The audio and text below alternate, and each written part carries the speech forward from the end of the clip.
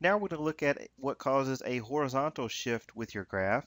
Again, I'm going to start out by looking at the general notation here. If we just have our function f of x, we said that last time we added something on the outside that moved the graph up or down. Well, now we're going to look at adding something to the inside of the function, so x plus c. So if we put it on the inside of the function, then that's going to be moving our graph left or right.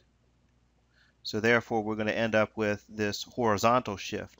So if we look at a specific example, once again, I'm going to start out looking at our quadratic function, f of x equals x squared. Since this is the one most of you are familiar with, we know that we have x squared is going to be a simple parabola that opens up. And now we want to look at what's going to cause us to move this graph to the left or to the right. Well, if we have h of x equals, let's say, x plus 3 squared. So now this is on the inside of the function.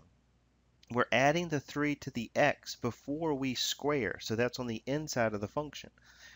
Now what's going to happen here is we need to figure out which way is the plus 3 going to move the graph. Well, your first instinct is probably going to say, well, it's going to move it 3 units to the right. Well, you have to be careful because it's actually going to move it 3 units to the left. Because if you think about this, if x is a -3, -3 plus 3 gives us 0. So we're actually going to move 3 places to the left. And one way to view this is a lot of times what I would do is I would take this inside part here, the x plus 3, and mentally I think of setting that equal to 0 and solving for x, where x equals a -3. So that's going to tell me that we're going to move the graph 3 units to the left. So therefore we would end up with our parabola here with the vertex at -3. So if this is a plus, then it's going to move it to the left. If this happens to be a minus, it's going to move it to the right. So let's look at another example. If we're given the function f of x equals the square root of x, hopefully you know the parent function. The graph here is going to look like half of a parabola on its side. And then if we want to find h of x, the square root of x minus 4.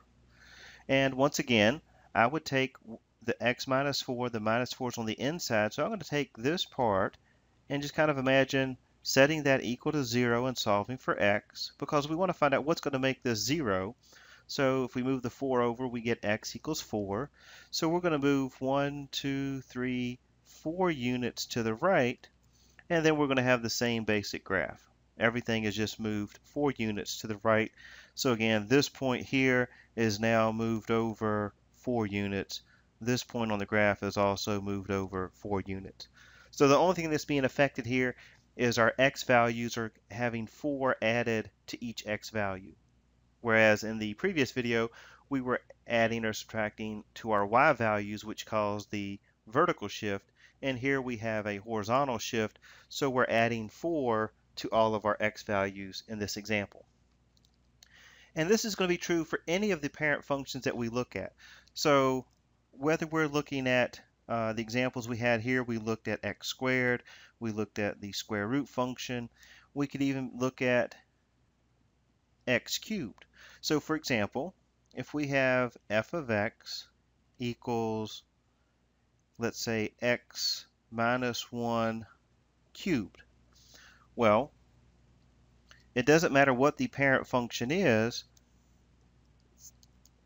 If we have x minus 1 cubed, well, that means the original function here must be what? If we think of the original function, that must simply be x cubed. That's our parent function. Well, we know x cubed looks like this. And if we have x minus 1, that's going to simply move everything to the right one. So now this point has moved from the origin over here to 1, and we're still going to have the same basic graph.